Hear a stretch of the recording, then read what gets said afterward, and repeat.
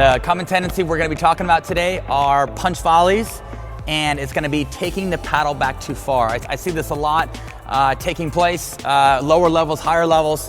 I see a lot of people trying to generate too much pace. I see a lot of people not recognizing how much pace is coming at them, right? If I have pace coming at me, I don't need this big old giant take back. Why? Because I can use their pace. So keep in mind, if there's pace coming at you, you're always looking to redirect the pace back by keeping things short and tight. You know, I see a lot of people who take the paddle back too far because they see the ball late, or maybe they're kind of panicked.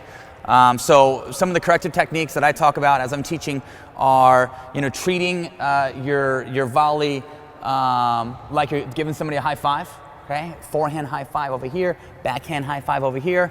Forehand side, I'm leading with the palm of my hand, right? Back to that idea. Backhand side, I'm leading with the knuckles, okay? Also too, when you give somebody a high five, you would never swat at them, okay, or do any of this stuff. You can also see it as, you know, if I'm at this 10 o'clock ready position here, and I'm, you know, more so kind of camped out for a backhand, let's say that my paddle is a book, and I'm opening up one little page of the book. So it's all taking place by keeping things nice and tight. If there's a ball in my armpit, same thing. I'm gonna grab a ball here real quick. Okay, if I had a ball in my armpit, okay, here's my book, got the ball in my armpit. The less going on, the less that can go wrong. Also too, kind of a funny little story here. How I learned how to volley when I was about 12 years old. I was taking a tennis lesson from my tennis pro back in Wenatchee, Washington.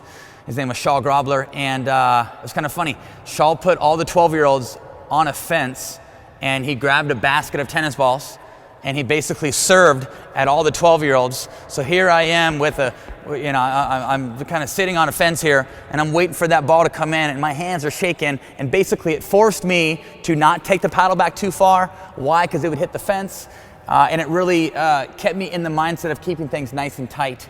Last little tool would be keep the paddle inside of peripheral vision.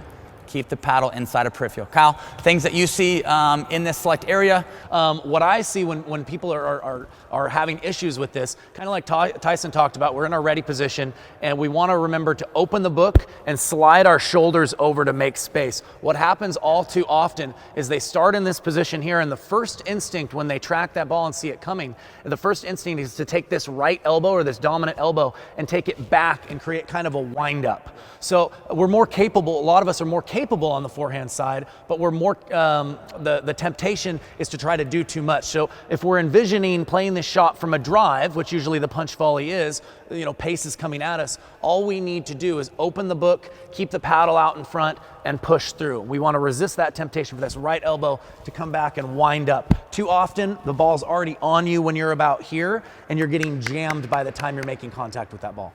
And there's a big vulnerable spot right in here. Right? So just recognize, just like what Kyle was talking about, if you get jammed in here, you're basically sliding to your non-dominant side, getting a little spacing, keeping the hand nice and up and cocked, and keeping that nice fist position. And part of the reason we're sliding is if I just do the open the book, this is as far as my wrist will go. So if I'm making contact with the ball that's coming at me, it's going to shoot over there. So in order for my wrist to straighten out, if I just take my shoulders and slide those over, now my wrist is in the correct position to straighten the ball. Yeah, and back to that idea of the paddle face doesn't lie when you're hitting a forehand volley, and the palm of the hand doesn't lie. If he's hitting a backhand, same thing, right? Paddle face doesn't lie. If he's looking to punch this volley back cross court, paddle face doesn't lie, and the knuckles don't lie. So when you're looking to direct your volleys, keep in mind keeping the hand positioning upright. You know, really focus on leading with the palm or leading with the knuckles, and then all those key things of the book analogy, keeping it inside a peripheral. If there was a fence behind you, you know, keeping it nice and tucked in inside that fence, or it's like you're giving your buddy a high five.